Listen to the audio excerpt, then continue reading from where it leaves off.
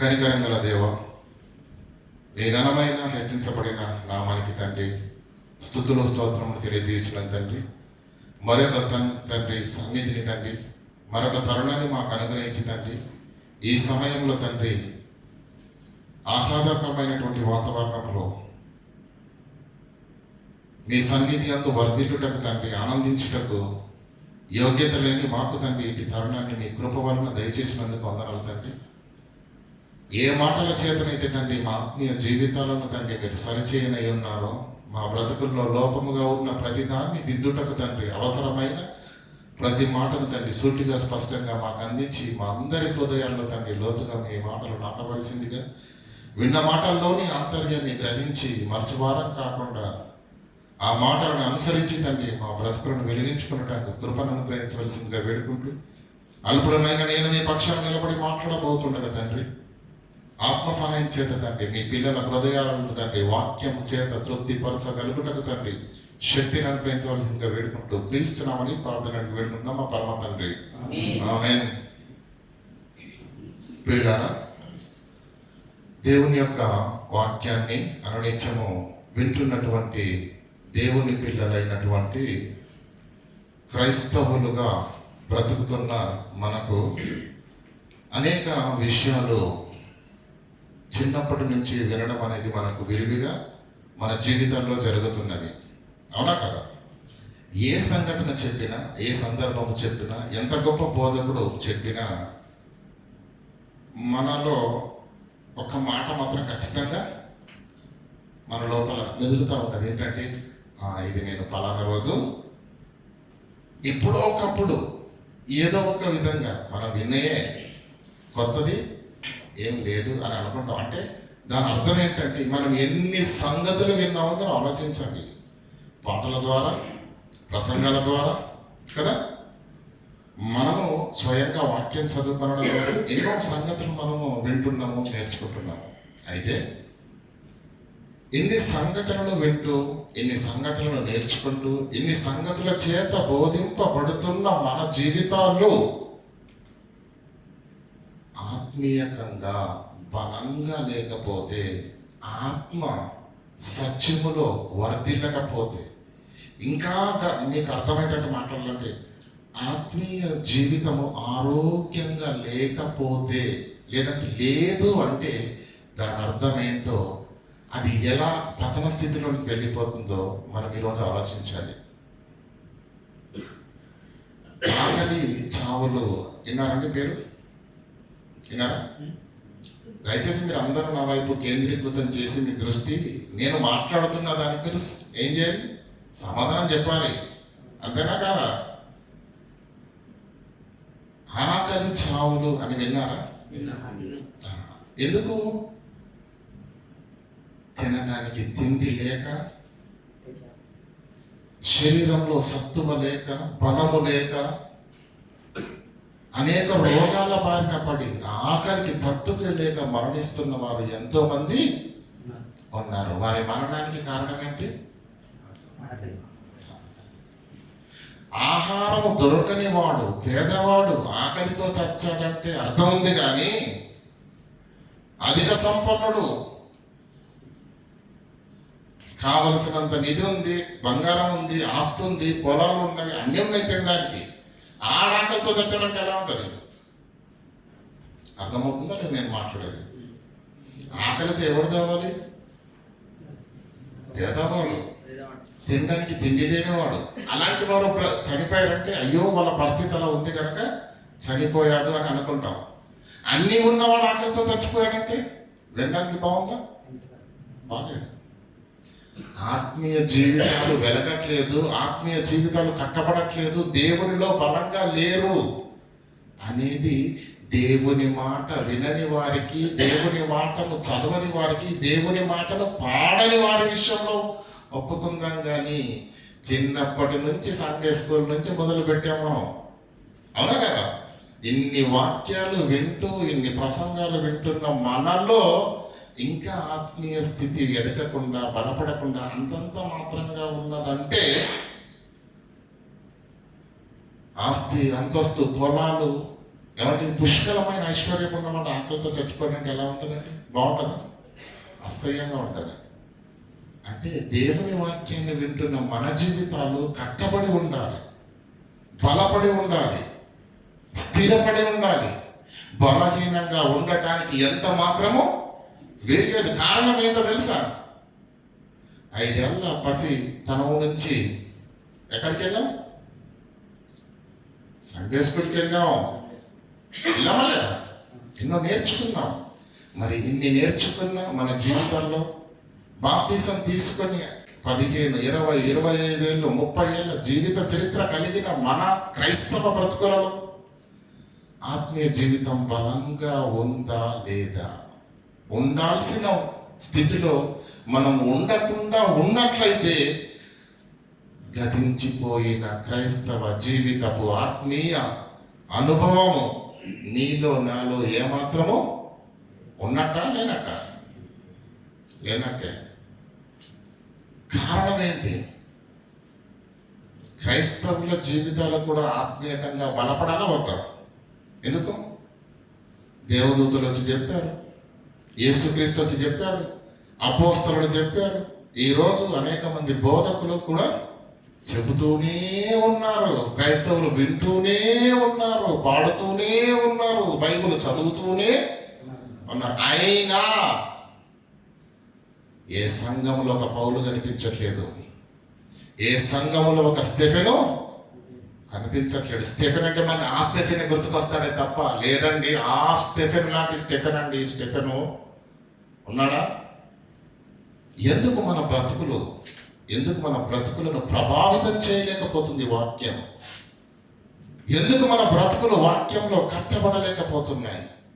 ఎందుకు బలపడలేకపోతున్నాం? కారణం ఆలోచన చేద్దాం ప్రియులారా. వేసిన వాళ్ళేనా? కారణం ఏంటి? ఆలోచన చేద్దాం ప్రియులారా. మీ అందరికీ అర్థమయ్యే మంచి ఎగ్జాంపుల్ చెప్తాను.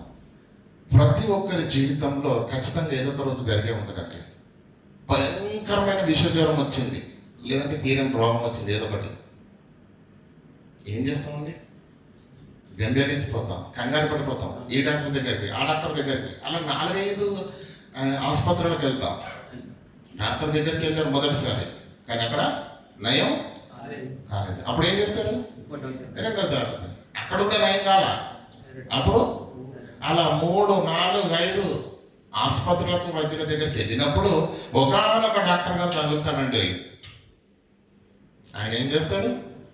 చక్కగా టెస్టులు చేసి, అందరూ చేశారు టెస్టులు. ఎక్కడ రోగం ఉందో కరెక్ట్గా నిర్ధారణ చేసి దానికి సరి అయిన మందు వేస్తాడు.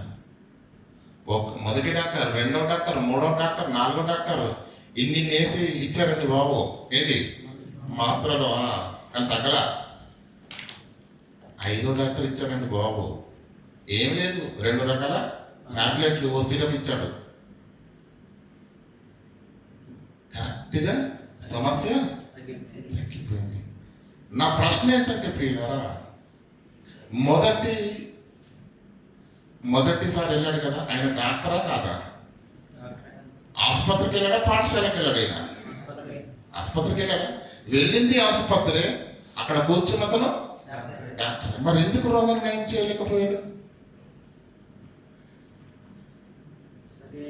వేసుకున్నాయి ఏమంటే తెచ్చుకున్నాయి మాత్రాలే, లేదంటే ఏమిటండి బిర్యానీ పొట్లాల మాత్రమే. ఆయన డాక్టరే, అది ఆసుపత్రి, తెచ్చుకునేది మాత్రమే. అయిన ఆరోగ్యము కారణం అది. కాళ్ళకు దెబ్బ తగిలింది అనుకోండి, ఏమండి చేయికి రాసుకున్నారనుకోండి మందు, తగ్గుతా? ఏ అంటే రోగం ఎక్కడుందో కనుక్కోవాలి. నెంబర్ 1, దానికి సరి అయిన మందు వేయాలి. అప్పుడు నివారణ జరుగుతుంది. మన ఆత్మీయ జీవితాలు ఎందుకు బలపడట్లేదు, ఎందుకు వెలగట్లేదు, ఎందుకు మనము దేవుని వరకు బలంగా బ్రతకలేకపోతున్నామంటే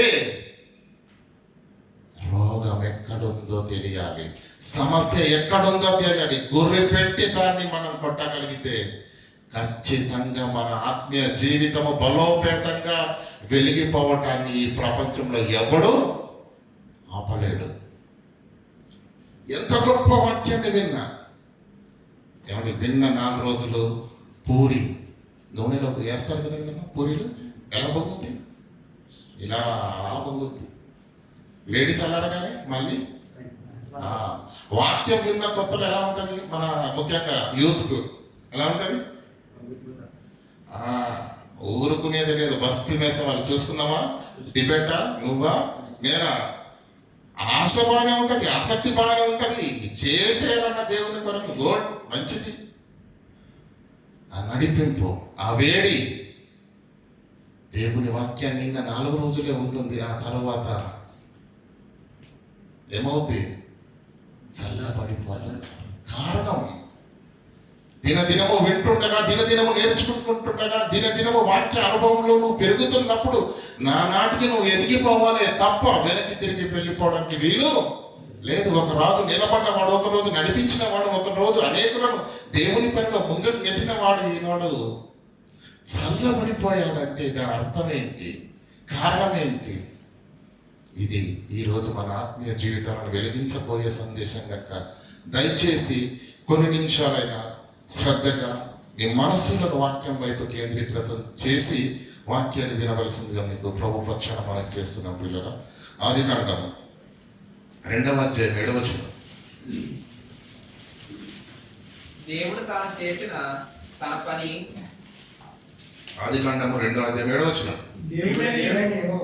దేవుడైన యెహోవా నేల మట్టితో నరుని నిర్మించి వారి నాసికారంధ్రములో జీవవాయువును ఊదగా నరుడు జీవాత్మ ఆయన. ఇది మాకు అందరికి తెలుసు.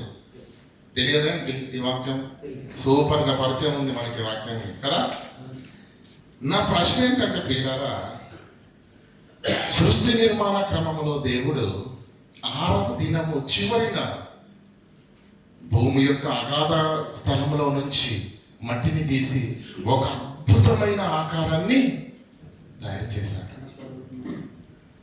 మీకు ఒక ప్రశ్న అడుగుతాను, సమాధానం చెప్పగలరా? బల్బు వెలగాలి అంటే స్విచ్ వేస్తే బల్బు వెలుగుతుందా? చెప్పాలి. ఎప్పుడు లేదా? లైటింగ్ చూడలేదా? మాట్లాడండి. మరి స్విచ్ చేయగానే లైట్ వెలుగుతుందా?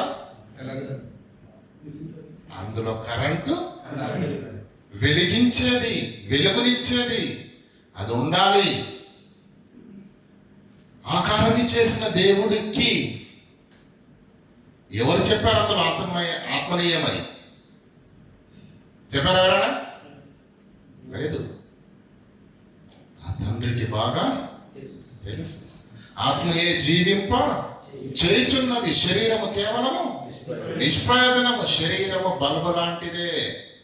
నువ్వెంత కొత్త బల్బు తీసుకొచ్చి పెట్టినా కరెంటు లేదనుకో వెలగదు. అర్థమవుతుందా లేదా? మానవ శరీరము నడిపించేది ఆత్మ అన్న సంగతి ఎరిగిన దేవుడు ఆకారాన్ని చేసి దాంట్లోనికి ఆత్మను పంపించాడు. అప్పుడు ఆకారం, ఆ మట్టి ముద్ద ఏం చేసింది? జీవాత్మ అయింది, నడుస్తుంది, చేతులు కదులుతున్నాయి, కళ్ళతో చూస్తున్నాడు, నోటితో మాట్లాడుతున్నాడు. ఓ ఎలా? దాన్ని నడిపించేది ఆత్మ. ఏమండి? ఆకారం చేసిన తర్వాత దాన్ని నడిపించడానికి ఆత్మ ఉంది. ఆత్మ కావాలి. అది ఆత్మ వస్తేనే అది లేస్తుంది, నడుస్తుందని ఎరిగిన దేవుడు ఈ ప్రపంచము గుర్తించకపోయినా, మనం అడగకపోయినా దేవుడు ఒక మహావరాన్ని ఈ సమాజానికి ఇచ్చాడు, ముఖ్యంగా క్రైస్తవ సమాజానికి. కానీ అది వరం అన్న సంగతి కానీ, అది దేవుడిచ్చిన మహాభాగ్యం అన్న సంగతిని కానీ ఎరుగకుండా బ్రతుకుతున్నారండి. బాధ ఏంటంటే ప్రియులారా, క్రైస్తవులమని చెప్పుకోవడం మాత్రానికి సరిపోయింది తప్ప క్రైస్తవులమని పేరు పెట్టేసుకొని ఆదివారం రోజున అవకాశం ఉన్నప్పుడు ఆరాధనలో కూర్చుని వెళ్ళి వచ్చి రావడమే క్రైస్తవ జీవితం అనుకుంటున్నదండి ఈ సమాజం. కాదు. అలాంటి వారి ఆత్మీయ జీవితాలు వెలిగింపబడాలి అంటే ప్రియులారా, ఎప్పుడు కూడా వాక్యాన్ని లోతుల్లో నుంచి ఆలోచించి నేర్చుకోవాలి. ఆలోచన చేద్దాం. అయితే మానవ శరీరాన్ని నడిపించడానికి ఆత్మ ఎంత అవసరమో, ఈ లోకంలో నువ్వు బ్రతకటానికి ఆత్మ ఎంత అవసరమో, దేవునిలో నువ్వు బ్రతకాలంటే కూడా నీకేం కావాలి? దేవునిలో. నువ్వు లోకంలోనే ఆత్మ లేకుండా బ్రతకలేవు. అలాంటిది దేవునిలో బ్రతకాలంటే, లోకంలో బ్రతకాలంటే ఆత్మ ఉండాలి. దేవునిలో బ్రతకాలంటే పరిశుద్ధాత్మ ఉండాలి. చూడండి, అపోస్తుల కార్యములో 2వ అధ్యాయము మనందరికి తెలిసిన మాట. చదవండి, 38వ వచనం.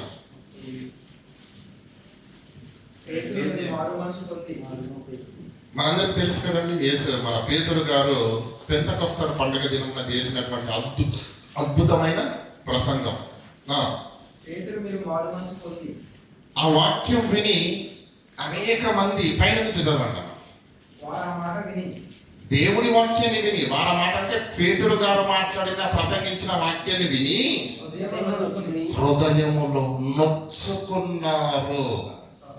ఈ పదాన్ని మీరు అండర్లైన్ చేసుకోండి, తర్వాత చెప్తాను మీకు దీని గురించి.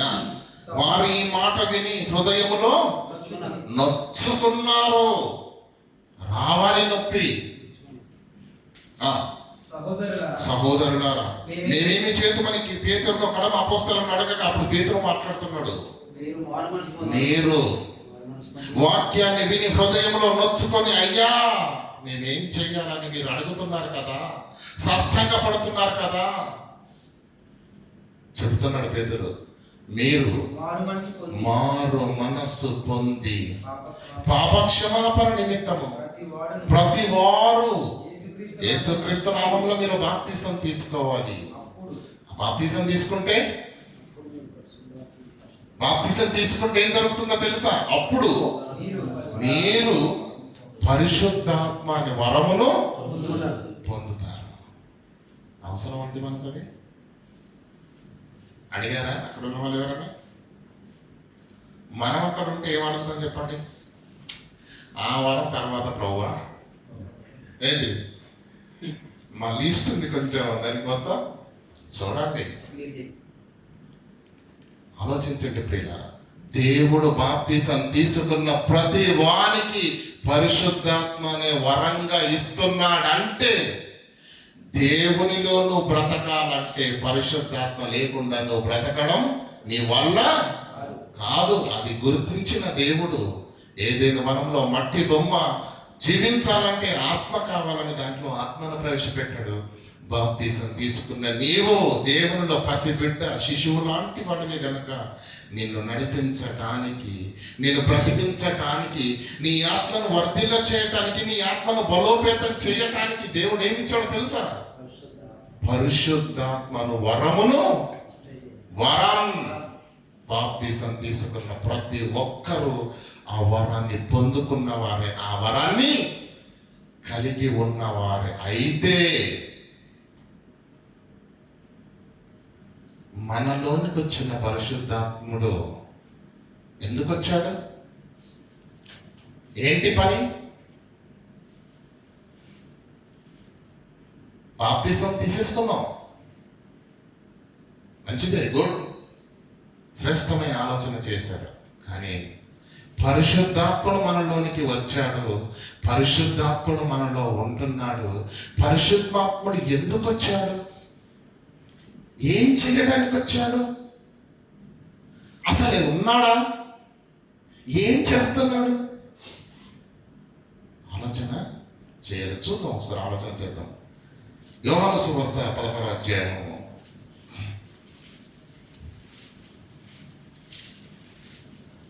యోహాను సువార్త 16వ అధ్యాయము 12 నుంచి చదువుకుందాం. నేను మీతో చెప్పవలసినవి ఇంకనూ యేసుక్రీస్తు పరలోకానికి వెళ్ళడానికి ముందు నేను మీతో చెప్పవలసినవి ఇంకా అనేక సంగతులు ఉన్నవి, కానీ ఇప్పుడు మీరు వాటిని సహించలేరు. అయితే ఆయన ఆయన అనగా సత్యస్వరూపి అయిన ఆత్మ సత్యస్వరూపి అయిన ఆత్మ వచ్చినప్పుడు మిమ్మల్ని సర్వసత్యములోనికి మిమ్మును నడిపించును. ఆయన 7వ వచనం చదువుకుందాం. 7వ వచనం చదివి ఇక్కడ కంటిన్యూ చేద్దాం. అయితే నేను యేసుక్రీస్తు మాట్లాడుతున్నాడు వాళ్ళతో. అయితే నేను మీతో సత్యమునే చెప్పుచున్నాను. ఏంట సత్యము? నేను వెళ్ళిపోవుట వలన అర్థమవుతుంది. యేసు వెళ్ళిపోతే క్రైస్తవులకు ప్రయోజనం అండి. ఏమంటాడు యేసుక్రీస్తు? నేను ఏమండి జోక్ చేయట్లేదురా నాయన, మన భాషలో చెప్పారంట అంతే కదా. నేను సత్యమునే చెప్పుచున్నాను. నేను వెళ్ళిపోవుట వలన మీకు అదేంటి ప్రభు, నువ్వు మాతో ఉండాలి కదా, మమ్మల్ని విడిచిపెట్టి వెళ్ళిపోతానంటావేంటి, మళ్ళీ వెళ్ళిపోతానే నీకు ప్రయోజనం అంటున్నావేంటి అంటే కింద చెప్తున్నాడు చూడండి. నేను వెళ్ళితేనే ప్రయోజనం అని ఎందుకు అంటున్నానంటే, నేను వెళ్ళకపోతే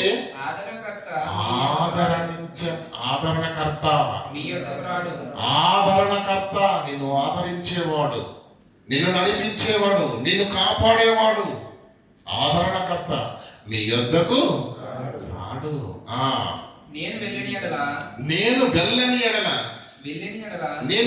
ఎడల ఆయనను మీ యొద్దకు పంపిస్తాను. నేను ఉన్నది 33.5 సంవత్సరాలే, కానీ ఆయన వచ్చాడు అనుకో మీరే చచ్చిపోవాలి, మీరు చనిపోవాలి తప్ప ఆయన మిమ్మల్ని విడిచిపెట్టాడు.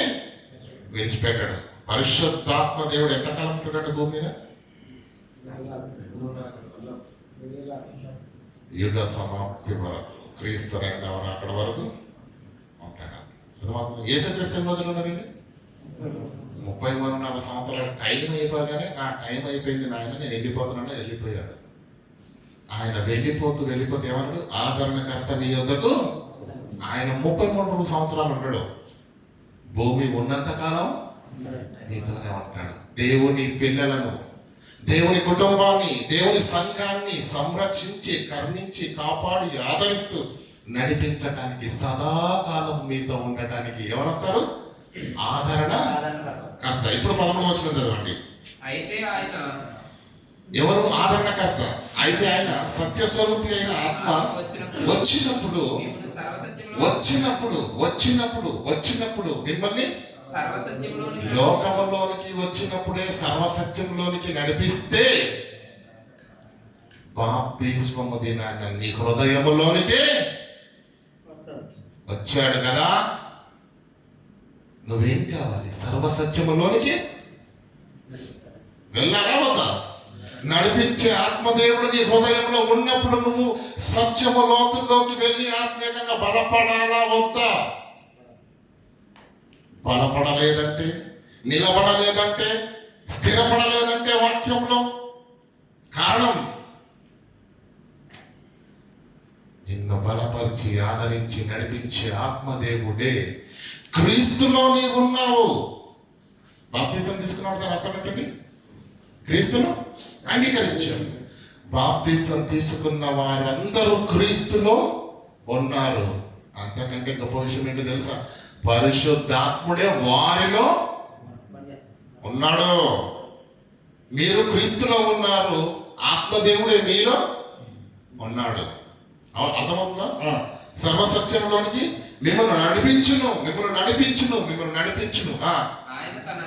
ఆయన తనంతట తానే ఏమీ బోధించక వేటిని వినును ఆ సంగతులను మీకు బోధించును. సంభవింపబోవు సంగతులను మీకు తెలియజేయను. పరిశుద్ధాత్మ యొక్క పనేంటి? లోకంలోకి వచ్చినప్పుడు సత్యాన్ని సంపూర్ణం చేశాడు. 66 పుస్తకాలుగా మలిచి, గ్రంథంగా మలిచి, ఆయా భాషలో తర్జుమా చేసి, ప్రపంచంలో దేవుడు నమ్ముకున్న ప్రజలందరి చేతుల్లో ఈ వాక్యం ఉండాలని పంపిణీ చేశాడు. కానీ బాప్తిస్మం నాడు నీ హృదయంలోకి వచ్చాడు కదా పరిశుద్ధాత్ముడు. వచ్చాడా లేదా? మరి నీ హృదయంలోనికి వచ్చిన పరిశుద్ధాత్ముడు ఏం చేయడానికి వచ్చాడు? ఎందుకు వచ్చాడు? అర్థమవుతుందా? చెప్పండి. అసలు ఎలా ఉన్నాడు ఆయన? అసలు ఆయన ఉన్నాడన్న సంగతి, ఆయన వచ్చాడన్న సంగతి, ఆయన ఉంటున్నాడన్న సంగతిని మనం ఒక గుర్తెరిగితే, స్పృహ ఉంటే, మన జీవితాలు ఎక్కడ వేసిన గొంగడి అక్కడ ఉండడానికి వీలు లేదు. ప్రియులారా, లేదు. ఒకసారి దయచేసి లూకా సువార్త దయచేసి తీయండి. లేదంటే ముందుగా ఎఫెసీలకు రాసిన పత్రికను చూసుకుని ఇక్కడికి వద్దాము. ఎఫెసీలకు రాసిన పత్రిక 4వ అధ్యాయము 30 నుంచి చదువుకుందాం. దేవుని పరిశుద్ధాత్మను దుఃఖపరచకుడి. ఎఫెసీలకు రాసిన పత్రిక దేవుని పరిశుద్ధాత్మను దుఃఖపరచకుడి. దేవుని పరిశుద్ధాత్మను దుఃఖపరచకండి. సంఘానికి పత్రికను రాస్తున్న అపోస్తలుడైన పౌలు బాప్తిసం తీసుకున్న ప్రతి ఒక్కరి హృదయములోనికి పరిశుద్ధాత్మ దేవుడు వచ్చాడు కదా, ఆయన మీలో ఉంటున్నాడు కదా, ఆయన మీలో నివసిస్తున్నాడు కదా. అయితే ఆయన ఎలా ఉండాలండి? దేవుని పరిశుద్ధాత్మ ఆనందంగా ఉండాలి. కానీ తెలియక మన బ్రతుకు విధానము వలన, మన మాటల వలన, మన ఆలోచనల వలన, మన చూపుల వలన ఏం జరుగుతుందో తెలుసా? లోనున్న పరిశుద్ధాత్ముడు దుఃఖపడుతున్నాడు. పరిశుద్ధాత్ముడు దుఃఖపడడం ఏంటి? 1 కొరింథీయులకు రాసిన పత్రిక 6వ అధ్యాయం 18, 19 వచనాలు చదువుకుందాం. చూడండి.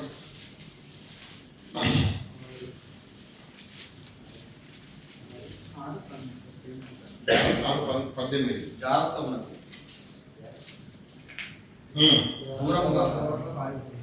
జారత్వమునకు 19వ వచనం చదవండి. మీ దేహము దేవుని వలన మీకు అనుగ్రహింపబడి క్రైస్తవులకు చెబుతున్నాడండి మాట. ఈ దేహము దేవుడిచ్చిందని తెలియదా మీకు? ఆ దేహము దేవుడిచ్చిందని తెలియదా? మీ దేహములో, మీ హృదయములో ఉన్న పరిశుద్ధాత్మ దేవునికి ఈ శరీరమే ఆలయం అన్న సంగతి మీకు తెలియదా? తెలియదా అని అడుగుతున్నాడు. అంటే తన అర్థం ఏంటి? వాళ్ళు తప్పు చేస్తున్నారు. అందుకే ఎత్తి మాట్లాడుతున్నాడు. ఈ దేహము దేవుడి దయ వలన నీకు వచ్చింది. కలిగి ఏమంటే మనకు ఉన్నప్పుడు దాని విలువ తెలియదండి. నిజం చెప్తున్నాను. మన మానవ శరీరానికి రేటు కట్టితే ప్రియులారా, మానవ శరీరానికి కోట్ల రూపాయలు పెట్టిన అమూల్యమైనది. నీకు అందరికీ దేవుడిచ్చిన ఈ మానవ దేహం ఎంత గొప్పదో అర్థం కావాలంటే ఒక్క పరీక్ష చెప్తాను. నేను వచ్చి మీ దగ్గర నేను చూడను. చేయండి, మీకు అర్థమైపోద్ది. ఒక రోజంతా కళ్ళు మూసుకోండి. అసలు ఏ స్థితిలో కూడా కళ్ళు తెరవకండి. అప్పుడు మీకు అర్థమవుతుంది కళ్ళు లేక గుడ్డి వాళ్ళు పడుతున్న బాధలు ఎంతో. ఆ బాధలన్నీ నీకు లేకుండా దేవుడు స్పష్టంగా చూసే చూపునిచ్చాడు కనుక నువ్వు ఎంత భాగ్యవంతుడు అని నీకు అర్థమవుతుంది. ఒక్క కాలుతో నడవండి, ఒక రోజు అర్థమవుతుంది. దేవుడిచ్చిన ఈ మానవ దేహం ఎంత విలువైనదో, ఎంత ఘనమైనదో అప్పుడు మీకు అర్థమవుతుంది. ఈ దేహము దేవుని వలన మీకు అనుగ్రహింపబడి మీలో ఉన్న పరిశుద్ధాత్మకు ఆలయమై ఉన్నదని మీరు ఎరగరా అని ప్రశ్నించాడంటే దాని అర్థం ఏంటి? వాళ్ళ పరిస్థితిని చూస్తే వీళ్ళకు పరిశుద్ధాత్మ గురించి బాగా తెలిసినట్టు లేదు. మనలోనికి వచ్చాడు కదా పరిశుద్ధాత్ముడు. బాప్తిసం తీసుకున్న రోజు వచ్చిన ఆయన ఎలా ఉండాలి, ఎలా ఉన్నాడు, ఆయన వచ్చాడన్న సంగతే మాకు తెలియదు. ఆయన ఎలా ఉన్నాడో మాకు ఎలా, అసలు ఉన్నాడా, పోయాడా, వెళ్ళిపోయాడా, ఏమోనండి. పౌలు గారు అంటున్నారు ఇక్కడ, దేవుని పరిశుద్ధాత్మను దుఃఖపరచకండి. నెంబర్ 1 అని కింద ఏమంటున్నాడు? విమోచన దినము వరకు అతడు నీలోనే ఉండాలి. ఎందుకు? మిమ్మల్ని దేవునిలో నిలబెట్టి నడిపించి నిత్య జీవానికి దేవుడు తీసుకొని రమ్మన్నాడు గనక ఆ దేవుని మాటకు లోబడి నీ హృదయంలోనికి వచ్చాడు ఆయన, పరిశుద్ధాత్మ దేవుడు. సీఎం ఇల్లు ఎప్పుడైనా చూసారండి? ఎవరన్నా సీఎం చూసారా? పోనక ఎమ్మెల్యే, ఎంపీ, ధనవంతుడు ఇల్లు చూసారా? పోనీ చూసారా? ఎలా ఉంది? నేను చెప్తానేనండి. పూరి గుడిసె, అందులో 2 చిన్ని గదులు, ఎలా ఉందండి? మట్టి పాత్రలు, కానీ ఎలా ఉంది? ధనవంతుడు ఇల్లు ఎలా ఉంటుందండి? దగ దగ దగ దగ మెరిసిపోద్ది. ఆ ధనవంతుడు మన ఇంట్లోకి రావాలనుకున్నాడు అనుకోండి, అసలు వస్తాడా? ఇష్టపడ్డు కదా. గుడ్. ఎందుకు ఇష్టపడ్డు? ఆయన వచ్చి ఉండాలంటే మన ఇల్లు మినిమం ఆ రేంజ్ లో ఉండాలి. బాప్తిజం తీసుకున్న రోజు పరిశుద్ధాత్మ దేవుడు నీలోనికి వచ్చాడు. ఆ రోజు నువ్వు వచ్చానువే. ఎందుకు? యేసు క్రీస్తు నామమున నీ సమస్త పాపాలకు ప్రక్షాళన జరిగింది. నువ్వు కడగబడిన ముత్యము వలె, మెరిసిపోతున్న వజ్రం వలె నీ బ్రతుకులో ఉన్న పాపాలను కడిగేశాడు దేవుడు క్రీస్తు రక్తము ద్వారా. ఆ రోజు నువ్వు పరిశుద్ధుడవే, ముత్యంలో ఉన్నావు. అందుకే పరిశుద్ధాత్మ దేవుడు నీలోనికి వచ్చాడు. ఆ కడగబడిన నీ జీవితం, పవిత్రమైన జీవితము, నువ్వు అనుగ్రహించబడిన జీవితము, అది పదిలంగా కాపాడుకుంటేనే పరిశుద్ధాత్ముడు నీలో సంతోషంగా ఉంటాడు. యేసుక్రీస్తుని ఏమన్నాడు దేవుడు? ఇతడు నా ప్రియ కుమారుడు, ఇతని యందు నేను తలపట్టుకున్నాను ఆయన అన్నాడు. ఆనందించుచున్నాడు. మరి నీలోనికి వచ్చిన పరిశుద్ధాత్మ దేవుడు నిన్ను బట్టి ఆనందిస్తున్నాడా? గర్వపడుతున్నాడా? సంతోషపడుతున్నాడా? గెంతులు వేస్తున్నాడా? దుఃఖపడుతున్నాడా? క్రైస్తవ సమాజానికి ఇది హెచ్చరిక. ప్రతి విశ్వాసి జీవితంలో అనునిత్యము చెక్ చేసుకోవాల్సినటువంటి పరిధి ఉందండి ఇక్కడ. కానీ పరిశుద్ధాత్ముడు ఉన్నాడన్న సంగతి తెలియకుండా బ్రతుకుతున్న విశ్వాస జీవితాలు ఈరోజు కోట్ల మంది ఉన్నారు. కోట్ల మంది. దేవుని పరిశుద్ధాత్మను దుఃఖపరచకండి. ఇప్పుడు మీ అందరితో మాట్లాడతాను, మీరు సమాధానం చెప్పండి. మన కుటుంబాలు ఉన్నాయి కదండి, కదా? యజమానులుగా మనం ఉంటే కట్టుకున్న భార్య ఉంది, కడుపున పుట్టిన పిల్లలు ఉన్నారు. వాళ్ళు సంతోషంగా ఉండాలంటే నువ్వేం చేస్తున్నావు చెప్పు? చెప్పండి. చేయట్లేదేంటి? వచ్చిందంత మీరే తినేస్తున్నారు కదా. కట్టుకున్న భార్య, ఆమె కళ్ళల్లో సంతోషం చూడాలి, ఆమె ముఖం పైన చిరునవ్వు చూడాలి. పుట్టిన పిల్లలు వాళ్ళు ఆరోగ్యంగా ఉండాలి, ఆనందంగా ఉండాలి, సంతోషంగా ఉండాలని బ్రతుకు బండిని భుజాన వేసుకొని ఎర్రటి ఎండలో కష్టపడడానికి వచ్చిన కార్మిక జీవితాలు మనకి, అవునా కదా? వారందరి సంతోషమే నువ్వు చిందిస్తున్న చెమట కదా. వారందరి ఆనందం కొరకే నువ్వు పడుతున్న ఈ యాతన, ఈ కష్టం కాదా? మీరిక్కడి నుంచి అంటే మీరిక్కడ నలిగిపోతేనే, మీరిక్కడ కష్టపడితేనే, మీరిక్కడ చెమటొడిస్తేనే అక్కడ వారి ముఖంలో చిరునవ్వు, వారి ముఖంలో వెలుగు. నిజమా కాదా? పరిశుద్ధాత్ముడు మనలో దుఃఖపడుతున్నాడా, ఆనందపడుతున్నాడా?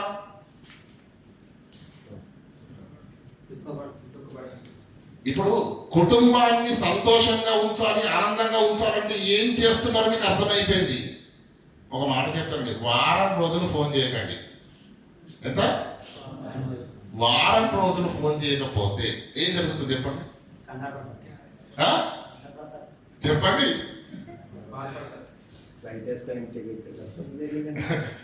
బాధపడతారు కదా, ఏడుస్తారు కదా, గుండెలు బతుకుంటారు కదా. కేవలం ఫోన్ చేయకపోతేనే వాళ్ళ అవసరాలు తీర్చాలి, వారికి ఆర్థికమైన సమస్యలు ఉంటాయి చూసుకోవాలి కదా, వారికి తోడుగా ఉండాలి, వారిని ప్రేమించాలి, వారికి సమయం ఇవ్వాలి. ఇవన్నిటి గురించి నేను మాట్లాడట్లేదు, జస్ట్ ఫోన్ చేయకండి అన్నాను అంతే.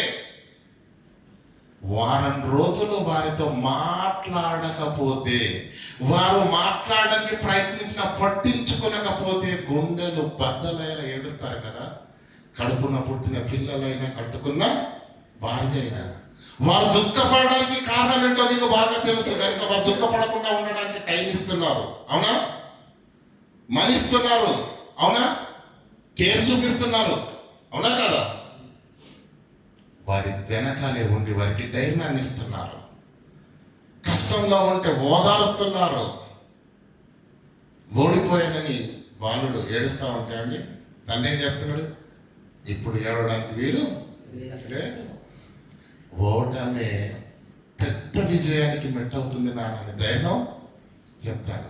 అంటే కుటుంబము సంతోషంగా ఉండాలంటే ఏం చేయాలో మనకు బాగా తెలుసు. వారు దుఃఖంగా ఉండాలంటే, వాళ్ళు దుఃఖపడాలంటే, ఏడవాలంటే మనం చేయాల్సినవి ఆపేస్తే ఆటోమేటిక్గా ఎక్కడికి వెళ్ళిపోతారు? వాళ్ళు బాధలోనికి, దుఃఖంలోనికి, కష్టంలోనికి వెళ్ళిపోతారు. ఇది మీకు అర్థమైతే మనలో ఉన్న పరిశుద్ధాత్మ దేవుడు ఆనందించాలంటే, సంతోషించాలంటే, గంతులు వేయాలంటే మనం ఏం చేయాలి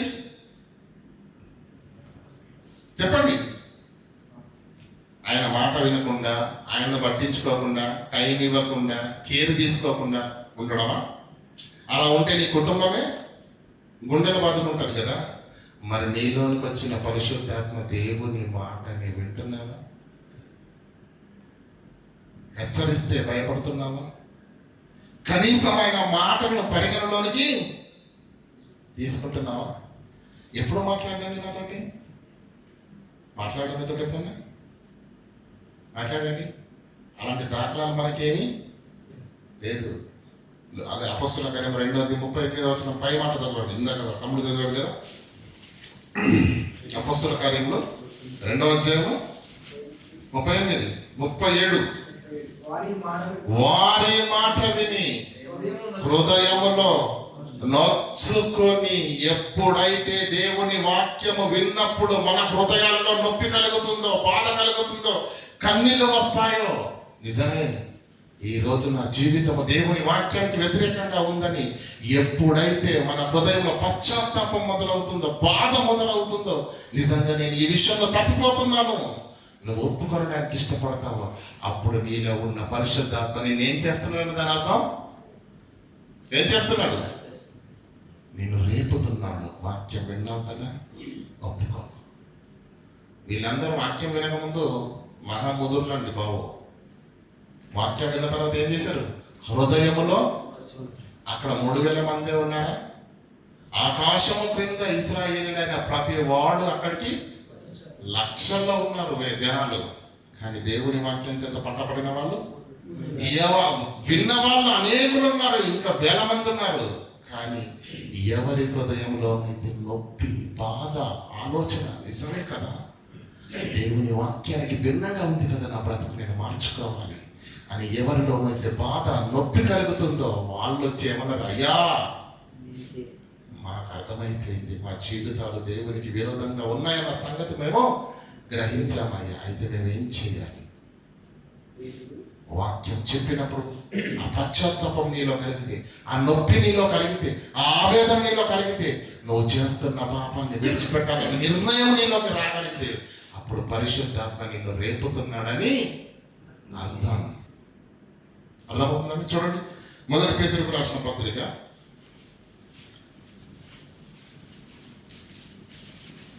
12వ వచనం, 1వ అధ్యాయం 12వ వచనం.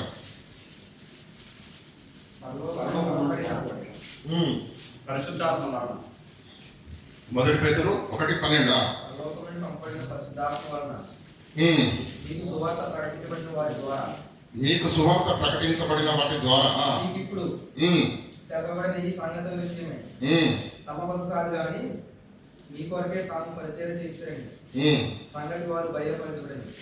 దేవదూతలు ఈ కార్యము పొంది చూస్తున్నారు. క్షమించండి, 2 పేతురు చదవండి. 2 పేతురు 1వ అధ్యాయం 12 నుంచి. కాబట్టి ఈ సంగతులు తెలుసుకొని అంగీకరించిన సత్యమందు స్థిరపడి ఉన్నను వీటిని గురించి మన ఎల్లప్పుడు మీకు జ్ఞాపకము చేయుటకు వాక్యం జ్ఞాపకం చేసుకోవాలండి. ఎల్లప్పుడూ మనకు నచ్చిన పాట ఎన్నిసార్లు వింటామండి? చెప్పండి. ఫోన్ చేయగానే కూతురు లేపి డాడీ అనడానికి అబ్బా అమ్మ ఇంకొకసారి ఏంటి అంటావా? గర్భాన పుట్టిన పిల్లలు ఏం మాట్లాడినా చెవులారా వింటాం, ఇష్టపడతాం, 10 సార్లు 100 సార్లు వింటాం. ప్రేమ. దేవుని వాక్యం ఒక్కసారి వినాలంటే చాలా బాధ అండి బాబు. కొంతమందికి వాక్యం వినడం అంటే నొప్పులు వచ్చేస్తూ ఉంటాయి. వాక్యం ఏమంటున్నాడండి? ఒకసారి ఏమన్నాడా? ఈ సంగతులను వాక్యాన్ని తెలుసుకొని మీరు అంగీకరించిన సత్యమందు స్థిరపరచబడి ఉన్నాను. మీకు వాక్యం తెలిసినను. నాకు మొత్తం వచ్చేసింది అనుకోకూడదు. వీటిని గురించి ఎల్లప్పుడు దేవుని వాక్యాన్ని నెమరు వేస్తూనే ఉండాలి. ఎల్లప్పుడు జ్ఞాపకము. ఎందుకంటే దేవుని వాక్యం గురించి ఏమన్నా రాశారని కీర్తనకారుడు? దుష్టుల ఆలోపన చొప్పున నడవక, పాపుల మార్గమున నిలువక, అపహాస్యులు కూర్చుంటే చోట కూర్చుండక ఏం చేయాలయ్యా? యెహోవా ధర్మశాస్త్రమునందు ఆదివారానికి ఒక్కరోజు 1 గంట సేపు అన్నాడా? ఎవరు? యెహోవా ధర్మశాస్త్రమునందు మూలుగుతూ. అమ్మరే బాబు, ఎప్పుడు ఆమెను అంటారా నాయన బయటకే? అది కాదు వాక్యం దగ్గర ఉండాల్సిన మానసిక పరిస్థితి మంది. చాలా మందికి ఇబ్బంది. డ్యూటీలు ఇబ్బంది ఉండదు, బయటకి వెళ్ళి ముచ్చట్లు పెట్టే దగ్గర ఇబ్బంది ఉండదు, వాక్యం దగ్గరనే బాధ కదండి. వాక్యాన్ని ఆస్వాదించాలి. బిర్యానీ దగ్గరికి వెళ్ళి మేము ముఖం అంతా చిరాగ్గా పెట్టుకుంటామండి. చెప్పండి, వెలిగిపోద్ది కదా. లడ్డూలు చూసారనుకోండి కదా, తేనె స్వీట్ పదార్థాలు ఉంటాయి కదండి. అమ్మ బాబాయ్ ఆపలేరు మనల్ని కదా, కుమ్మేస్తాం. ఒక ఆహారాన్ని చూసినప్పుడు నీలో కలుగుతున్న ఆనందం, ఆశ, ఆసక్తి దేవుని వాక్యం దగ్గర నీకు లేదంటే నువ్వు దేవుని వాక్యాన్ని ఆస్వాదించే జీవివి కాదు. దావిదేమని తెలుసా? వేకువ జామునే నేస్తాడట ఆయన. ఎందుకు? వాక్యం తీసి తాగుతాడట. వాక్యంలో ఏదైనా మంచి సంగతి కనపడగానే ఏమన్నా తెలుసా? క్రొవ్వు మీదకు దొరికినట్టు నాకు నా హృదయం సంతోషపడుతుంది దేవా అన్నాడు. వాక్యాన్ని చదివి అర్థం అంటే వాక్యాన్ని విన్న చదివిన అనుభూతి మనలో వస్తుందండి. ఇప్పుడు రాదు. కారణం మనము దేవుని వాక్యపు మాధుర్యాన్ని స్వీకరించట్లేదు, పట్టించుకోవట్లేదు. చదవండి. కాబట్టి మీరు ఈ సంగతులను తెలుసుకొని జ్ఞాపకం చేయటకు సిద్ధముగా ఉన్నాను. మన ప్రభు అయిన యేసుక్రీస్తు సూచించిన ప్రకారం నా గుడారము త్వరగా విడిచిపెట్టవలసి ఉన్నదని సంగతి ఎరిగి నేను ఈ గుడారంలో ఉన్నంత కాలము నాకు పరిశుద్ధాత్మ దేవుడు చెప్పాడు, నీ టైం అయిపోయింది పేతురు, టైం దగ్గర పడింది, బ్యాగు వదిలేసుకో అన్నాడు. సంచి జ్ఞాపకం చేసి అందుకే నేనేం చేస్తున్నాను? నేను వెళ్ళిపోయేంత వరకు నీకేం చేయాలి? ఈ సంగతులను, ఏ సంగతులను? జ్ఞాపకం చేసి. సత్యమందు మీరు స్థిరపడ్డారు కదా. సత్యాన్ని విని, వాక్యాన్ని విని జబ్బలు తరుచుకోకండి నాకు వచ్చేసిందని. ఆ సంగతులను అనునిత్యము నెమరు వేసుకోండి, ధ్యానించండి. ఎల్లప్పుడు దీవారాత్రములు ఆ సంగతులను మీకు జ్ఞాపకము చేసి మిమ్మల్ని రేపుట చల్లబడిపోయారు. ఓ జోరు లేదు, హుషారు లేదు, నడిపింపు లేదు, గంతేమైపోయారు. అందుకోసమనే నేను వెళ్ళిపోకముందు మీకు ఏం చేయాలనుకుంటున్నాను? మిమ్మల్ని రేపాలి, మిమ్మల్ని బలవంతులుగా చేయాలి కదా. చదవండి. నేను మృతి ఎందుకు నేను రేపుతున్నాను? ఎందుకు మీకు జ్ఞాపకం చేసుకోండి అని ఎందుకు అంటున్నానంటే అలా పలుమార్లు జ్ఞాపకం చేసుకుంటే నేను ఈ వాక్యం మీ హృదయంలో నాటబడుతుంది. తద్వారా ఏం జరుగుతుంది తెలుసా? నేను మృతి పొందిన తర్వాత కూడా మీరు నిత్యము మీరు నిత్యము వీటిని జ్ఞాపకము చేసుకున్నట్లు జాగ్రత్త చేసుకుని అంటే నేను ఉన్నంత కాలం చెప్తే వినడమే కాదు, నేను చనిపోయిన తరువాత కూడా మీరు వీటిని జ్ఞాపకం ఎందుకు తెలుసు? ఎందుకు ఈ మాటల్ని ప్రతినిత్యం జ్ఞాపకం చేసుకోవాలి మనం? చెప్పండి. అది దేవుని ఆజ్ఞ. మనము సోమరులమన్న సంగతి దేవునికి బాగా తెలుసు. నిన్ను నడిపించటానికి, సంగతులను నీకు జ్ఞాపకం చేయటానికి, మిమ్మల్ని సర్వసత్యములోనికి నడిపించటానికి పరిశుద్ధాత్మ దేవుడు నీలోనికి నాలోనికి వచ్చాడు. వచ్చిన ఆయన పనిలో ఆయన ఉన్నాడు. కానీ ఆయన గోడు విన్నదెవరు? ఆయన హెచ్చరికను పట్టించుకున్నదెవరు? అర్థమవుతుందా లేదా? కుటుంబ యజమాని ఉంటాడు కదండి. కుటుంబంలో యజమాని చెప్పిన మాట యజమానురాలు వినాలా వద్దా? పిల్లలు వినాలా వద్దా?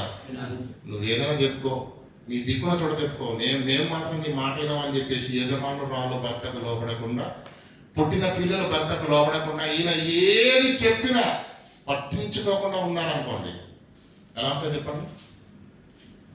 సంతోషపడతాడా యజమాని? అవునా కాదా? అయితే దేవుని పరిశుద్ధాత్మను దుఃఖపరచకూడదని చెప్పాడు కదా. దుఃఖపడుతున్న పరిశుద్ధాత్మ ఇంకా ఏ స్థితిలోకి వెళ్ళిపోతాడో కూడా మనకు అర్థం కావాలి. ధనవంతుడి గురించి నేను చెప్పాను. ధనవంతుడు నివాసం ఉండాలంటే ఉండే ఇల్లు ఎలా ఉండాలి? గొప్పగా ఉండాలి. ఈయన పేరేంటి? మన హృదయంలోకి వచ్చాక ఆయన పేరేంటి? ఆత్మ కాదు, పరిశుద్ధమైన పరిశుద్ధమైన ఆత్మ నీ హృదయంలో ఉండాలంటే నీ బ్రతుకెలా ఉండాలి? నీ ఆలోచనలు ఎలా ఉండాలి? నీ క్రియలు ఎలా ఉండాలి? నీ చూపులు ఎలా ఉండాలి? ఉండాలి కదా. ఆయన విమోచన దినము వరకు ఆయన మీ యందు ముద్రింపబడి ఉన్నాడు. పరిశుద్ధమైన ఆయన నీ జీవితంలోకి, నీ హృదయంలోకి వచ్చిన తర్వాత పాప పంకిలంగా నీ బ్రతుకుంటే, నీ ఆలోచన ఉంటే, నీ చూపు ఉంటే, నీ క్రియలుంటే ఆ పరిశుద్ధాత్మ దేవుడు నీ హృదయంలో ఉంటాడా? ఒకవేళ ఉన్నా ఏ స్థితిలో ఉంటాడు? దుఃఖపడుతూ, నిన్ను నడిపించడానికి, నిన్ను వెలిగించడానికి, నిన్ను బలపరచడానికి, నిన్ను నిత్యలోకానికి తీసుకుని వెళ్ళడానికి పరిశుద్ధాత్మ దేవుడు నీలోనికి వస్తే ఆయన నువ్వు సంతోష పెట్టకపోగా ఏం చేస్తున్నావు? దేవుని పరిశుద్ధాత్మను నీవు దుఃఖపరుస్తున్నావు. అలా దుఃఖపడిన ఆయన దుఃఖపడుతున్న ఆయన దుఃఖపడుతూ చివరికి ఏమైపోతుందో తెలుసా? చూడండి, 1 తెస్సలోనికీయులకు రాసిన పత్రిక 5వ అధ్యాయము 19వ వచనం. ఆత్మను ఆర్పకుడి. ఏమన్నాండి? పరిశుద్ధాత్మ దేవుడు బాప్తిజం తీసుకున్నప్పుడు మనం హృదయంలోకి వచ్చిన మాట వాస్తవమా కాదా? లేఖనాలను బట్టి కదా. అయితే మనలో దేహము దేవుని వలన మనకు అనుగ్రహించబడింది. మనలో ఉన్న పరిశుద్ధాత్మకి ఇది ఆలయం కదా.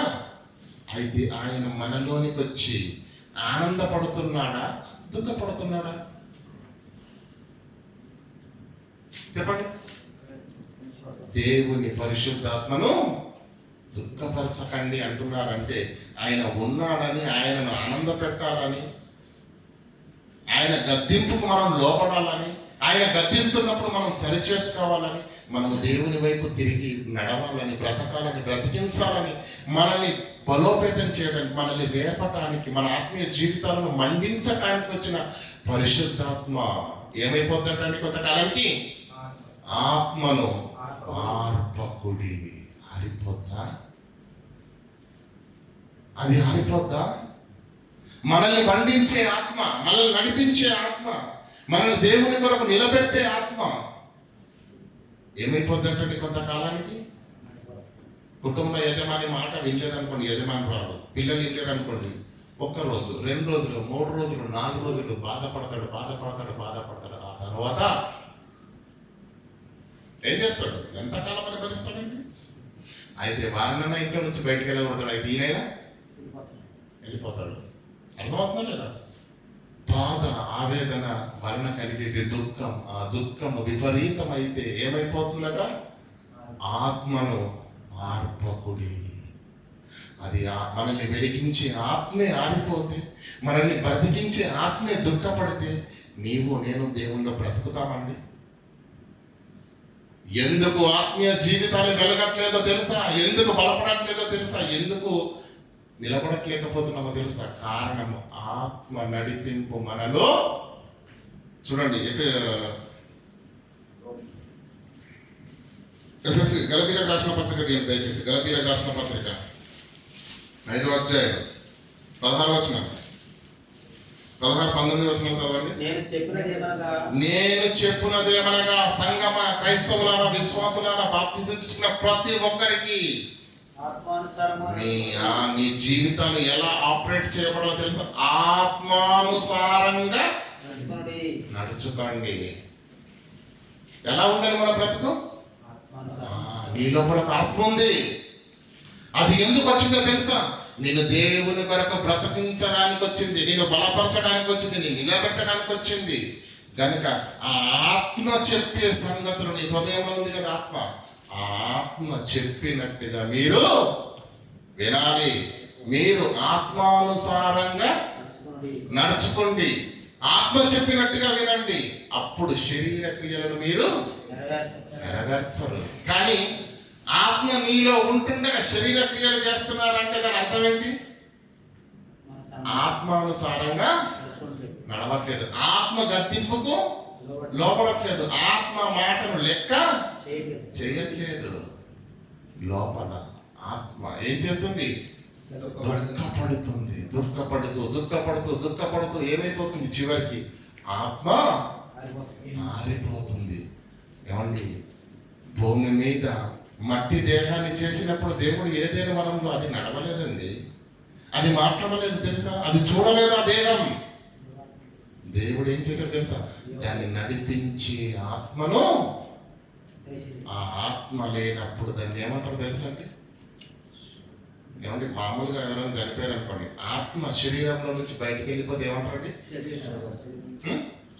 శవం అంటారు. మరి దేవునిలో నిన్ను బ్రతికింప చేయటానికి, నిన్ను నిలబెట్టడానికి నీ హృదయంలోకి వచ్చిన పరిశుద్ధాత్మ దేవుడు ఒకవేళ నీలో నుంచి ఉన్నాడా, వెళ్ళిపోయాడా? ఒకవేళ వెళ్ళిపోతే నిన్ను కూడా బైబిల్ ఏమంటుందో తెలుసా? ప్రకటన గ్రంథం 3వ అధ్యాయం 1వ వచనం నుండి చూడండి. నీవు జీవించుచున్నావన్న పేరు మాత్రం ఉన్నది కానీ నువ్వు మృతుడవే. ఈ ఆత్మ వెళ్ళిపోతే ఏమని శవాన్ని తీసుకొని ఎక్కడికి? శ్మశానానికి ఈడ్చిపాడేస్తారు కదా. మనలో ఉన్న పరిశుద్ధాత్మ దేవుడు బాప్తీసం తీసుకున్న రోజు నీలోనికి నాలోనికి వచ్చాడు. ఆయన ఉన్నాడా? ఆయన సంతోషంగా ఉంటేనే మీ ఆత్మీయ జీవితాలు వెలుగుతాయి. ఆయన సంతోషంగా ఉండాలంటే మీ మాటలు బాగుండాలి, మీ ఆలోచనలు బాగుండాలి, మీ క్రియలు బాగుండాలి. పరిశుద్ధమైన ఆత్మని హృదయంలో ఉంటుండగా పాప పంకిలమైన బ్రతుకు, ఆలోచన, మాట, క్రియ, శరీర సంబంధమైన ప్రతి దౌర్భాగ్య కార్యక్రమాలు మీకు జీవితంలో ఉంటే ఆ పరిశుద్ధాత్మ దేవుడు లోపల కుమిలి ఏడుస్తాడో ఒకరోజు ఆత్మ ఆరిపోతుంది. ఆ ఆత్మ ఆరిపోతే దేవుని ఉగ్రత నుంచి నిన్ను కాపాడడానికి ముల్లోకల్లో ఇంకా ఏ మార్గము లేదు. నిన్ను బ్రతికించడానికి వచ్చిన పరిశుద్ధాత్మను దుఃఖపరచకండి. ఆ మాటను వినండి. వింటున్నామండి? అని ఏమంటాడు? ఆత్మానుసారంగా నడుచుకోవాలన్నది ఒకటి ఉందా? కానీ మన బ్రతుకులు ఎలా ఉంటాయి తెలుసా? శరీర ప్రకారంగానే ఉంటాయి. చూడండి, అక్కడ గలతీయులకు రాసిన పత్రికలు ఇంటికి వెళ్ళిన తర్వాత చదువుకోండి 5వ అధ్యాయం మొత్తం శరీర కార్యములు అవన్నీ మనకు కింద చదువుతూ ఉంటే తెలుస్తూ ఉంటుంది. ఒక ఆత్మీయుడి జీవితం, పరిశుద్ధాత్మను పొందుకున్న వారి జీవితము ఎలా ఉండాలి? నీ తపన ఎలా ఉండాలి? నీ ఆశ ఎలా ఉండాలి? నీ చూపు ఎలా ఉండాలి? నీ ఆలోచన విధానం ఎలా ఉండాలి? నీ సంకల్పం ఏమై ఉండాలి?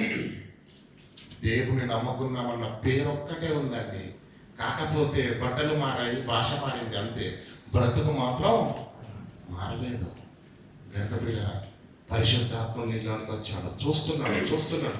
నువ్వు బాప్తీసం తీసుకున్న నాటి నుంచి దైవ సేవకుల ద్వారా, పాటల ద్వారా, ప్రసంగాల ద్వారా, దేవుని బైబిల్ ద్వారా ఎన్నో మాటలు నీకు పరిశుద్ధాత్మ దేవుడు ఏం చేస్తున్నాడు?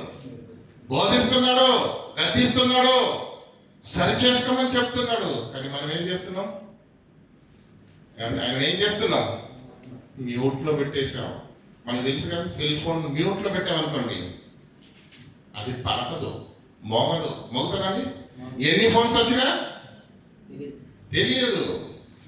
సైలెన్స్ లో పెట్టేశారు. మనమంతా ఏం చేస్తున్నాం? పరిశుద్ధాత్మ గద్దింపుకు భయపడడం కానీ, ఆయన మాటకు లోబడడం కానీ, ఆయన వాక్యాన్ని ఎవరు ప్రకటించిన, మీరు గుర్తుపెట్టుకోండి, వాక్యము ఎవరు ప్రకటించిన దేవుని యొక్క ప్రేమ, యేసుక్రీస్తు కృప, పరిశుద్ధాత్మ దేవుని నడిపింపు వలననే ప్రతి ఆదివారము సన్నిధి జరుగుతుంది.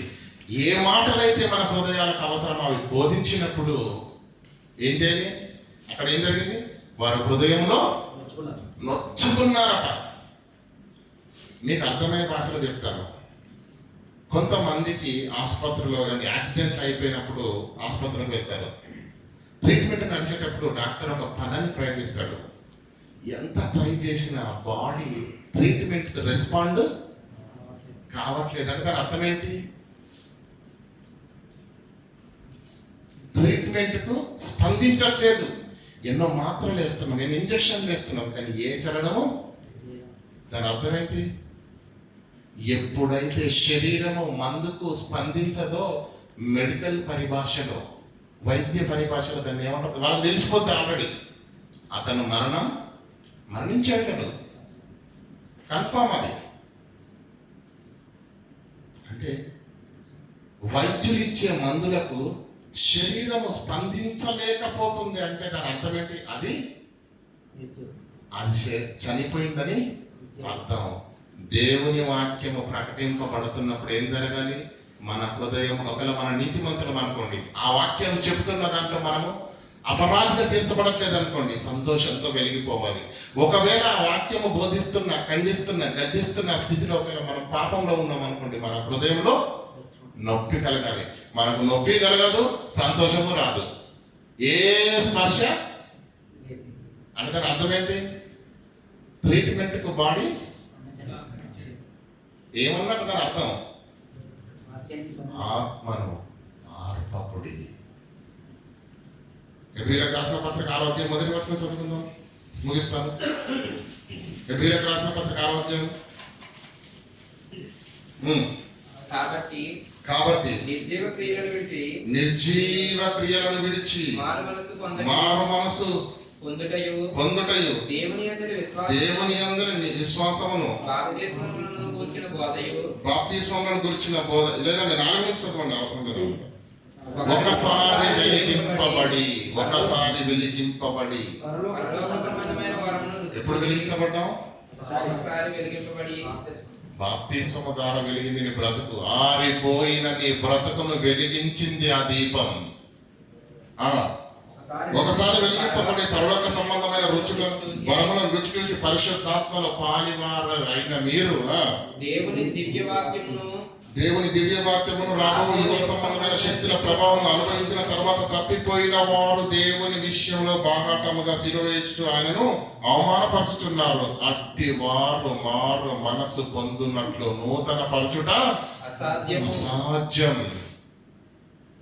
వెలిగింపబడిన ఆత్మ ఆరిపోయిందనుకోండి, ఇక మన జీవితానికి అధోగతి తప్ప మరొక మార్గము లేదు ప్రియులారా. కనుక ఆత్మ ఆరిపోకూడదు, ఆత్మ వెలుగుతుండాలి. ఒక్క మాటను చూడండి, లూకాసు వార్త 24:30. ఆయన వారితో కూడా భోజనంలో కూర్చున్నప్పుడు ఒక రొట్టెను పట్టుకొని స్తోత్రం చేసి దాన్ని విరిచి వారికి పంచిపెట్టాను. వారి కన్నులు తెరవబడి ఆయనను గుర్తుపట్టిరి. అంతటా ఆయన వారికి అదృశ్యుడాయెను. అప్పుడు వారు ఆయన త్రోవలో మనతో మాట్లాడుతున్నప్పుడు లేఖనములను మనకు బోధపరుచుతున్నప్పుడు లేఖనాలను గురించి వాక్యం గురించి మాట్లాడుతున్నప్పుడు మన హృదయము మన హృదయములో మన హృదయంలో మంట మన హృదయంలో మండుచుండలేదా అంటే వాక్యము విన్నప్పుడు బాధ నొప్పి కలుగుతుంది. ట్రీట్మెంట్ చేస్తున్నప్పుడు అది మాత్ర అయినా ఇంజెక్షన్ అయినా అది వేయగానే మన శరీరంలో మార్పు అనేది చోటు చేసుకుంటుందో చేసుకోదండి, చేసుకుంటుంది. అంటే దాని అర్థం ఏంటి? ఆ శరీరము మందులకు ప్రభావితం అవుతుంది. మరి దేవుని వాక్యముకు మనం ప్రభావితం అవ్వాలంటే వాక్యం విన్నప్పుడు హృదయపూర్వకంగా వినాలండి. అప్పుడు మనకు ఏం చెబుతున్నాడో అర్థమవుతుంది. మనలో ఉన్న అవిధేయత ఏంటో మనకు అర్థమవుతుంది. దేన్ని విడిచిపెట్టాలో దేన్ని హత్తుకోవాలో మనకు తెలుస్తుంది. కానీ మనం వినే విధానం ఎలా ఉంటుందో తెలుసా? కాసేపు అనాలోచన, కాసేపు ఎక్కడో దృష్టి, కాసేపు ఆవలింతలు, కాసేపు నిద్ర వస్తుందా మధ్యలో చిన్న కునికేసేస్తారు. వాక్యం మాత్రం అర్థం కావాలి. ఆత్మదేవుడు నీ ఆత్మీయ జీవితాన్ని బలపరచడానికి బోధిస్తున్న ప్రతి మాట హృదయాలను తెరిచి వినయముతో, భయముతో, భక్తితో మనము వాక్యాన్ని వినాలి. ప్రియులారా, ఇప్పటి వరకు మీకు 3 విషయాలు చెప్పాను. ఆత్మ పరిశుద్ధాత్మను పొందుకున్నామని, నెంబర్ 1. నెంబర్ 2, ఆత్మ దుఃఖపడుతుందని. ఆ ఆత్మ ఆరిపోతే ఇక మన బ్రతుకులను ఎవరు కాపాడలేరు. మనకెంత ప్రమాదంలో ఉన్నారో నాకు అర్థం కావట్లేదు. అంత ప్రమాదంలో ఉన్నారన్న సంగతి కూడా ఎరగకుండానే బ్రతుకుతున్నది క్రైస్తవ సమాజం. అంటే ప్రియులారా, ఏం చేయాలి చెప్పండి? ఎంత భయంకరమైన రెడ్ జోన్ కాదు, దానికంటే 10 అంత మహాభయంకరమైన పరిస్థితిలో మనం ఉన్నాం ఈరోజు. ఆత్మ దుఃఖపడుతుందా? ఆత్మ ఆరిపోయిందా? ఎన్ని మాటలు చెప్పినా దేవుని కొరకు బ్రతకాలి, దేవుని కొరకు నిలబడాలి. ఎన్ని మాటలు చెప్పినా అలాగే అంటారని చెప్పేసి పట్టించుకోకుండా అయిపోతా ఉంటారు. చూడండి, ఏ స్పందన ఉండదు. ఆ ఆత్మ వెలిగి ఉందా ఆరిపోయిందో మీరు అర్థం చేసుకోవాలి. మన మాటలు, మన చూపు, మన క్రియలే ఏర్పడతాయండి. అపోస్తలుడైన పౌలు తిని పడుకుంటే నిద్ర రాదు ఆయనకి. కారణం, ఏ విధము చేతనైనను కొందరిని రక్షించాలి. ఆత్మ రేపుతుంది, ఆత్మ నడిపిస్తుంది. ఆత్మావేశంతో ఉన్నాడు కనుక ఆయనకు నిద్ర పట్టదు. కొందరి జీవితాలు ఎలా ఉంటాయి? పరిశుద్ధాత్మ దేవుడు నాయన నీలోనికి వచ్చింది, నిన్ను దేవుని కొరకు బ్రతికింప చేయగలిగి నువ్వు నీతిగా బ్రతకాలి, పవిత్రంగా బ్రతకాలి, ధర్మంగా బ్రతకాలి, సక్రియలు చేయాలి నీ రేపుతా ఉంటే పట్టించుకోకుండా కేవలం మళ్ళా శరీర సంబంధమైన జీవితమే, కుటుంబం కొరకే. నీ కొరకు ప్రాణం పెట్టి రక్తం చిందించిన యేసే నీ కొరకు సమస్తాన్ని చేశాడు కదా. చదువుకుంటాం కదా, ఆయన తన ప్రాణము పెట్టాను కనుక ప్రేమ ఎట్టిదో తెలుసుకొనిచున్నాము. మనం ఏం చేయాలి? మన సహోదరుల నిమిత్తము అమ్మ బాబోయ్ పెడతావా? కనుక ప్రియులారా, మీకు అవుట్లైన్స్గా కొన్ని విషయాలు చెప్పాను. ఆత్మ ఉంది, ఆత్మ హృదయంలో ఉంది, బాప్తిసం పొందుకున్న మనందరి జీవితాల్లో ఉంది. అయితే ఆ ఆత్మ దుఃఖపడుతుందా, ఆరిపోయిందా మనకు తెలియట్లేదు. ఒకవేళ ఆత్మ ఆరిపోతే మరల నూతన పరచుట అసాధ్యము. మీకు అర్థమయ్యే భాషలో చెప్తాను. ఇస్కరియోతు యూద హృదయంలో నుంచి ఆత్మ వెళ్ళిపోయింది. వెంటనే భ్రష్టాత్మకు వాడు అప్పగింపబడ్డాడు. దేవుని ఆత్మ వెళ్ళిపోతే చేయరాని కార్యములు చేస్తూ మన బ్రతుకు పాప పంకిలంగా మారిపోయి భ్రష్టాత్మకు అప్పగించబడతాం. కనుక వినబడిన వాక్యాన్ని తీసుకోబోతున్నటువంటి పళ్ళలో మీరు వేయబోతున్నారు కనుక ఇంకా సంపూర్ణమైన అద్భుతమైన వివరణ రాబోయే దినాల్లో మనం నేర్చుకుందాం. ఎందుకంటే ప్రియులారా, ఇది తెలియక పొరపాటుగా ఏమండి ఆ బల్ల, ఆ విమోచనకు పాత్ర ఎంత పవిత్రమైనది. దాంట్లో చెయ్యి వేయాలంటే యోగ్యమైన వాడిగానే ఉంటే నేను 10 పాత్రలో చెయ్యి వేయాలి. ఎవరైనా అయోగ్యంగా చెయ్యి వేస్తే ఏమవుతుందో కూడా రాశాడు. ఈ భయము లేకుండా, ఈ హెచ్చరికలు పట్టించుకోకుండా ఏదో అందరేస్తున్నారు కదా అని చెప్పేసి మనుషుల దగ్గర నా విలువ ఎందుకు తగ్గించుకోవాలని చేస్తున్నావు, కానీ దేవుడు నిన్ను స్పష్టంగా చూస్తున్నాడు. యోగ్యముగా నువ్వు చెయ్యి వేస్తే నువ్వు నిరపరాధిగా అవుతావు. అయోగ్యంగా నువ్వు ఒక చెయ్యి వేసినట్లయితే నువ్వు క్రీస్తు రక్తము విషయమై అపరాధిగా తీర్చబడతావు. కనుక ప్రియులారా, ఈరోజు ఉన్నటువంటి వలలో పాలు పొందుతున్న మనము, నీవు నేను అందరము స్పష్టంగా మన బ్రతుకులు మన జీవితాలు దేవునికి కనుమరుగైనవి కావు. మోకరించి హృదయాలు తెరిచి దేవుని ముందు ఒప్పుకుందాము. దేవునికి ఇష్టం కానిది మన జీవితంలో ఏదైనా జరిగితే దాన్ని ఇప్పుడే విడిచిపెట్టి దేవుని యొక్క కటాక్షము పొందుదము కాక ప్రార్థన చేసుకుందాం. కనికరం గల దేవ, కృపోన్నతమైన మా తండ్రి, నీ పాదాలకు వందనాలు. విన్న మాటల్లోని ఆంతర్యాన్ని గ్రహించి మా బ్రతుకులను తండ్రి మీ కొరకు సిద్ధపరచుకోవడానికి కృపను అనుగ్రహించవలసిందిగా వేడుకుంటూ, తండ్రి మీరు మాకిచ్చినటువంటి